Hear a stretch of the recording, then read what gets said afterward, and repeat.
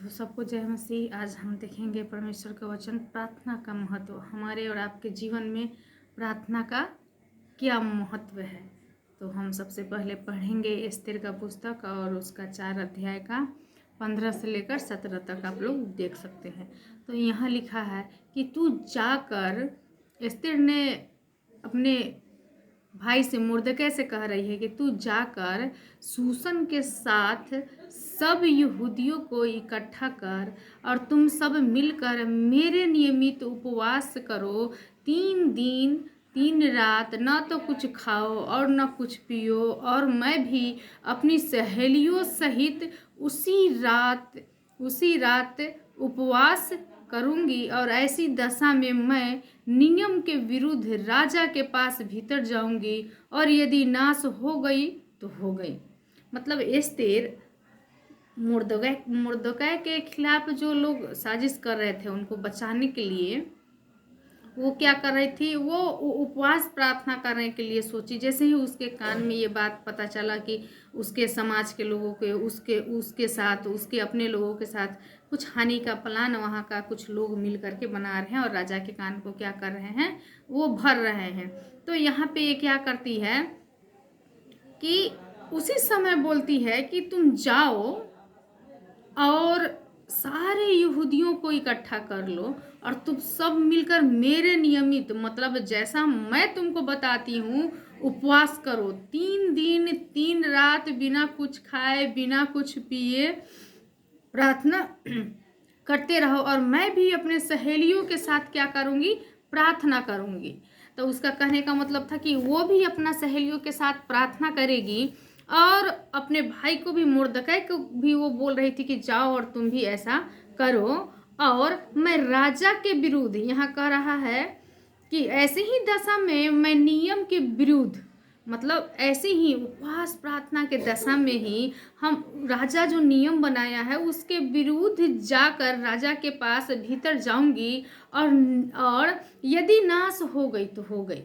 मतलब वो कह रही है हम तो परमेश्वर से विश्वास रखते हैं, हम तो परमेश्वर पे उपवास प्रार्थना करेंगे, हम तो सब कुछ करेंगे अपने लोगों के लिए, लेकिन अगर मैं नाश हो गई तो हो गई। लेकिन उस राजा से बात करने से पहले हम 3 दिन 3 रात का क्या करेंगे, उपवास प्रार्थना करेंगे, और इसी दशा में हम अपने आप को क्या करेंगे, राजा के सामने लेके जाएंगे। अगर इच्छा, राजा का इच्छा अगर मेरे को मार देने का हो या जो भी हो तो वो सही है, ठीक है, नाश हो गई तो हो गई, मैं सह लूंगी, लेकिन मैं उपवास प्रार्थना के साथ ही राजा के पास जाऊंगी। तो आगे 17 में बोलता है, तब मुर्दकै चला गया और एस्तेर की आज्ञा के अनुसार ही उसने किया।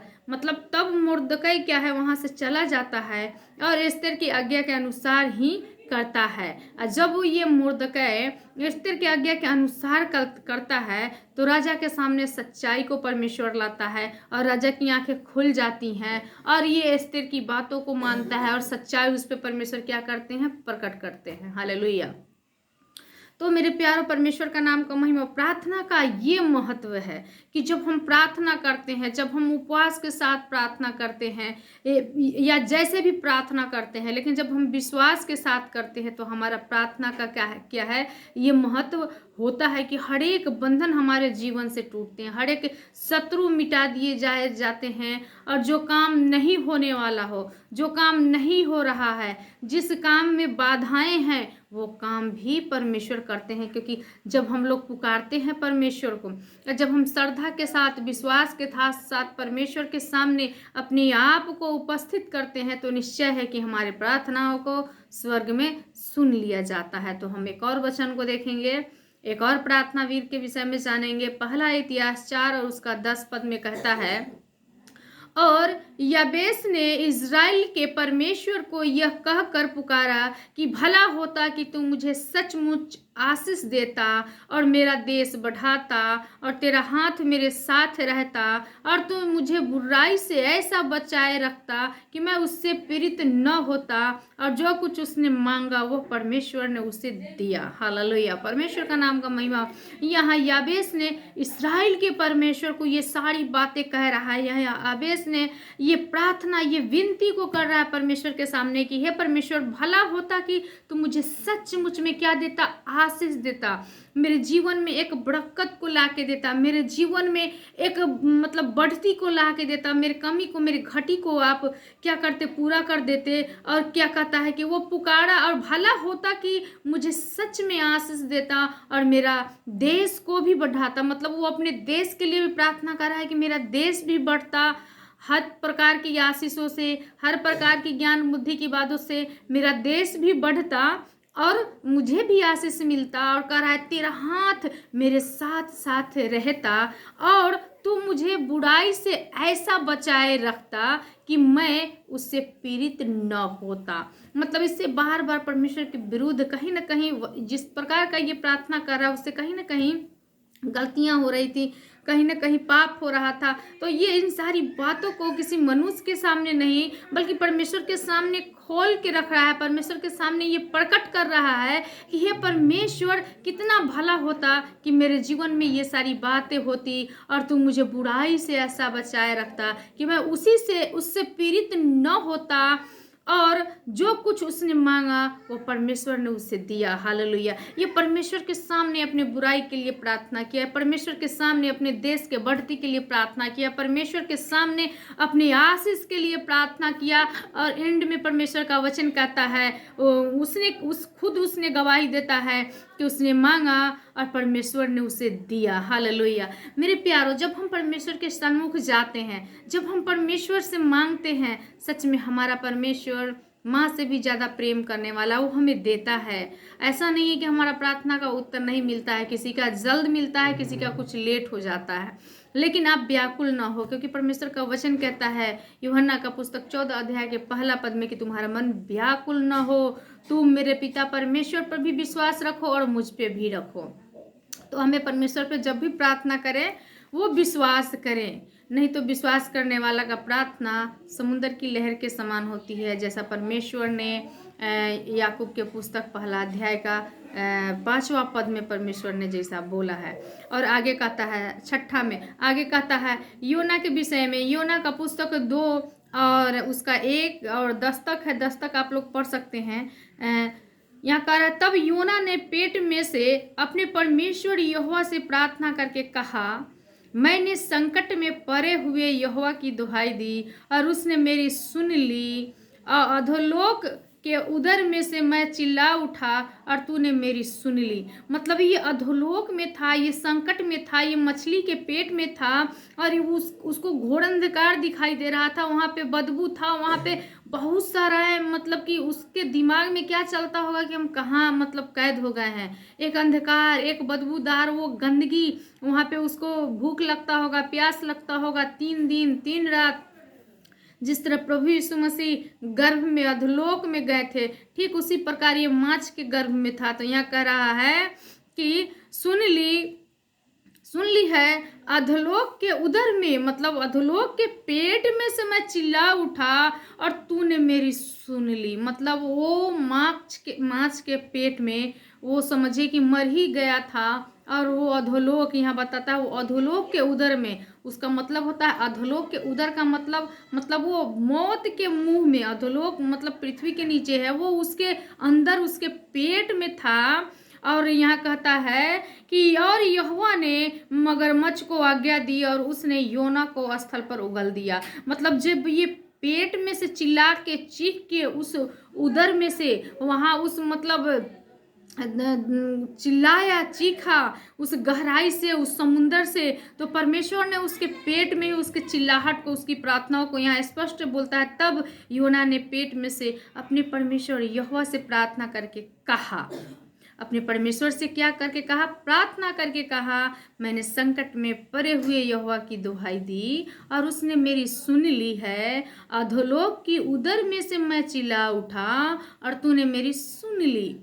मतलब वो अधोलोक के उदर से चिल्ला उठा था और परमेश्वर उसके चिल्लाना को, उसके गिड़गिड़ाहट को, उसके तकलीफ को, उसके प्रार्थनाओं को वो जो क्षमा मांगा था अपने लिए, वो जरूर क्षमा मांगा था कि परमेश्वर अब मैं आपकी आज्ञाओं से नहीं फिरूंगा, परमेश्वर अब मैं आपकी आज्ञाओं को मानूंगा, परमेश्वर आप चाहे जहां भेजे मैं चुपचाप, मैं अपने होठों पे एकदम बंद करके केवल आपके वचन को लिए हुए परमेश्वर उस दिशा की ओर जाऊंगा, जिस दिशा की ओर आप हमें ले जाए। वो निश्चय गिड़गिड़ाहट के साथ, वो अंगीकार के साथ, वो एक पश्चाताप के साथ प्रार्थना कर रहा था और परमेश्वर ने उसकी प्रार्थना को सुन ली। और यहाँ कहता है 10 में कि और यहोवा ने मगरमच्छ को आज्ञा दी और उसने योना को स्थल पर उगल दिया। हालेलुया। जी हाँ मेरे भाइयों, हमारा प्रार्थना ऐसा होना चाहिए। हमारा परमेश्वर ऐसा ही है कि जब हम उनके सामने गिड़गिड़ाहट के साथ जाते हैं, बौखलाहट के साथ जाते हैं, टूटे मन को लेके जाते हैं, हमारा परमेश्वर उस प्रार्थना को सुनता है। और मगरमच्छ ने उस स्थल पर परमेश्वर की बातों को सुनकर, योना की प्रार्थनाओं को सुनकर उस स्थल पे क्या किया, उगल दिया। एक और प्रार्थना योद्धा के विषय में बताते हैं, दानियल का पुस्तक उसका 9 अध्याय उसका 3 और 4 में देखेंगे।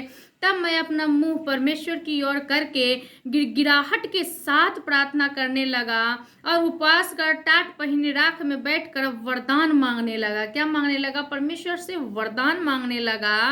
मैंने अपने परमेश्वर यहोवा से इस प्रकार प्रार्थना की और पाप का अंगीकार किया। क्या कह रहा है कि दानियल कह रहा है कि मैंने परमेश्वर से इस प्रकार प्रार्थना की और पाप का अंगीकार किया है। प्रभु तू महान और भय योग परमेश्वर है, जो अपने प्रेम रखने और आज्ञा मानने वालों के साथ अपनी वाचा को पूरा करता है और करुणा करता रहता है। हालेलुया। मतलब ये भय योग परमेश्वर है और ऐसा प्रेम रखने वाला परमेश्वर है कि जो उनकी आज्ञाओं को मानने वाले हैं, वो उसके साथ परमेश्वर अपनी वाचाओं को क्या करते हैं, पूरा करते हैं। हालेलुया। तो दानियल के भी प्रार्थना को परमेश्वर ने क्या किया, सुना। और इसका प्रार्थना आप जानते हैं कैसा मजबूत प्रार्थना में था। और परमेश्वर ने दानियल की प्रार्थना को भी बहुत सुंदर सा उत्तर दिया और परमेश्वर ने इसकी प्रार्थनाओं को भी क्या है, वो सुन लिया। और सामुएल 2:1 में हम लोग देखते हैं, और हन्ना ने प्रार्थना करके कहा, मेरा मन यहोवा के कारण मगन है, मेरा सिंग यहोवा के कारण ऊंचा हुआ है, मेरा मुंह मेरे शत्रुओं के विरुद्ध खुल गया है, क्योंकि मैं तेरे किए हुए उद्धार से आनंदित हूँ। मतलब हन्ना परमेश्वर के किए हुए उद्धार से क्या थी, आनंदित थी। और 20 में कहता है, इस प्रकार मैं प्रार्थना करता और अपने इस्राएली जाति भाइयों के पाप का अंगीकार करता हुआ अपने परमेश्वर यहोवा के सन्मुख उसके पवित्र पर्वत के लिए गिड़गिड़ा कर विनती करता ही था। तो हन्ना का प्रार्थना भी हम लोग ने देखा कि जब वो गिड़गिड़ा के प्रार्थना की तो परमेश्वर उसके जीवन में क्या किए, आशीष दिए। उसके जीवन में क्या किए, संतान का भी सुख दिए हन्ना के जीवन में परमेश्वर ने। तो बहुत सारे प्रार्थना योद्धा ऐसा है जो विनती करता है दूसरों के लिए, जो विनती करता है अपने देश के लिए, तो परमेश्वर निश्चय उसको क्या करते हैं, उद्धार करते हैं। परमेश्वर निश्चय ही उसकी प्रार्थनाओं को सुनते हैं।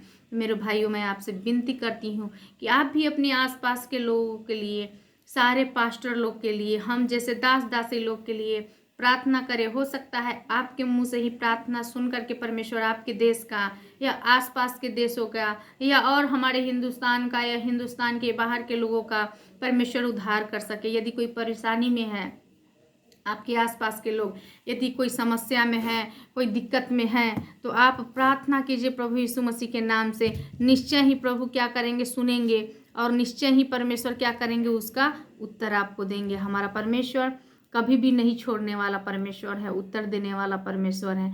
तो आइए अपने परमेश्वर के पास और अपने मन की बातों को खोल के रख दीजिए, अपनी हर एक पापों को अंगीकार कर लीजिए। जैसे परमेश्वर के और सारे लोगों ने किया था पुराना नियम में अंगीकार, और वो सबसे पहले पाप का क्षमा मांगा था, अंगीकार किया था, हर एक दुखों के लिए प्रार्थना किया था, अपने देश के लिए, अपने भाई के लिए, अपने गांव समाज के लिए, अपने सहरपनाह को बनने के लिए प्रार्थना किया था। नहम्याह का प्रार्थना को देख लीजिए, कितना स्ट्रॉन्ग नहम्याह का प्रार्थना था कि राजा के मन को परमेश्वर क्या किए थे। अय्यूब का प्रार्थना को देख लीजिए, अय्यूब का प्रार्थना को सुन के परमेश्वर उसे पहले से भी सुंदर सुंदर बच्चे दिए और 3 बेटियां इतनी खूबसूरत उसकी हुई कि अब तक ऐसा कोई नहीं हुआ, ऐसा बाइबल में लिखा है। इतना खूबसूरत, इतना सुंदर उसकी 3 बेटियां हुई और वो परमेश्वर के हर एक धन दौलत, भेड़ बकरी घोड़ा हाथी, सब में परमेश्वर उसको 2-2 गुना करके क्या किए, आशीष किए। परमेश्वर आज भी करने वाले हैं आपके लिए, मेरे लिए। परमेश्वर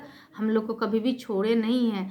हम भटक जाते हैं, हम भूल जाते हैं। तो मेरे प्यारों, आइए एक बार फिर से हम लोग परमेश्वर के चरणों में जाएंगे और अपने हर एक गुनाहों का अंगीकार करेंगे। प्रभु आ जाए उससे पहले अपने मन को धो लीजिए। प्रभु आ जाए और हम कहीं छूट ना जाएं, तो हमारा सारा परिश्रम, हमारा सारा त्याग कहीं व्यर्थ ना हो जाए। इसलिए एक बार फिर से अपने मन को बनाइए, अपने मन को तैयार कीजिए और परमेश्वर के चरणों में आइए। प्रभु अपने बाहों को फैला करके, परमेश्वर अपने गोद को ऐसे ही करके बैठे हैं कि हमारा बच्चा आएगा अपने गोद में मैं उसको लूँगा, मेरा बेटा मेरा बेटी आएगा उसको मैं सीना से लगाऊंगा, और मेरा बेटा और बेटी मुझसे बातें करेगा, अपनी सारी दुखों को मुझसे बताएगा, अपनी सारी गुनाहों को मेरे सामने स्वीकारेगा, तो मैं उसको क्षमा करूँगा। तो मेरे प्यारों, प्रार्थना करें, और आप लोग से निवेदन है कि मेरे सेवकाई के लिए प्रार्थना करें, और हो सके तो परमेश्वर का भवन बनाना चाहते हैं हम, तो उसके लिए प्रार्थना करें आप लोग, परमेश्वर का भवन बन सके। और अगर आपसे हो सके तो आप लोग ज़रूर हेल्प कर सकते हैं परमेश्वर का भवन बनाने के लिए, जिससे जितना हो सके हेल्प कर सकते हैं। और जो लोग हेल्प करना चाहते हैं वो प्लीज़ मैसेज करें और बातें करें, क्योंकि परमेश्वर में अगर हम बोएंगे तो काटेंगे भी। पर ऐसा नहीं है कि हम परमेश्वर में बोएंगे तो नहीं काटेंगे, ज़रूर काटेंगे। तो परमेश्वर आशीष करें। सब लोग अच्छे से रहिए, खुश रहिए, सेहत का ख्याल रखिए और अपने परिवार के लिए रोज़ प्रार्थना कीजिए। परमेश्वर के नाम से सब लोगों को सुरक्षा में हम सौंपते हैं।